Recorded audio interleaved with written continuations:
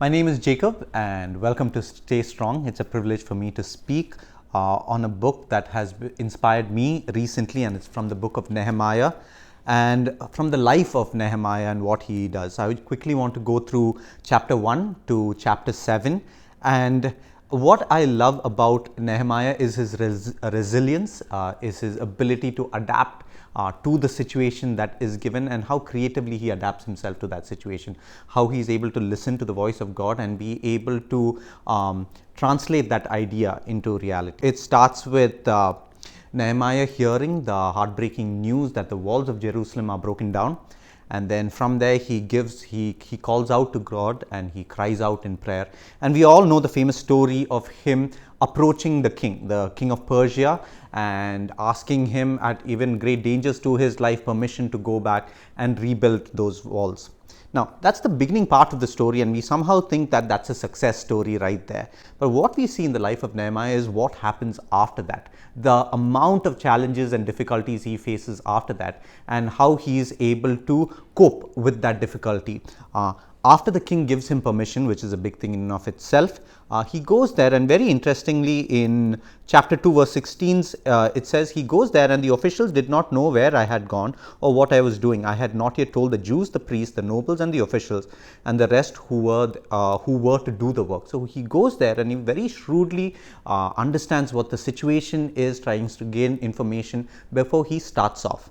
And then verse 3 is showing his administrative skills. He's immediately getting to work, bifurcating people, working with people, understanding, okay, this person for this task, this group for this task, and there he gets a whole system and an order going.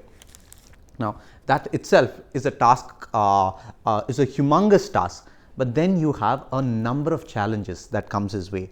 The neighboring areas, the Ammonites and those around him are jealous of what's happening here. They want to destroy his work, and the way in which they're going to do that is going to send people, infiltrate the camp and destroy it from within.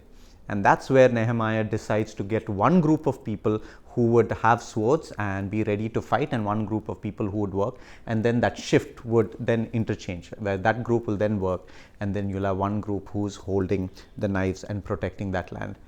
A threat has come in an already very difficult situation, and Nehemiah steps up to that challenge. He's resilient. He's able to adapt himself to that particular change. But that's not it. Immediately in the next chapter, we see another challenge coming up, and that challenge is internal. So you have an external threat that's coming. Now you have an internal threat. The internal threat being that those who are lending money to the Jews, the nobles, were charging high rates of interest, though the workers had to give up their agriculture and what they had to do to come and help build this structure. And for the grain that's lended by the nobles were charging high rates of interest. He immediately galvanizes them, calls for a meeting. In one sense, he lashes out at them, puts them in their place, uses his authority, puts them in their place.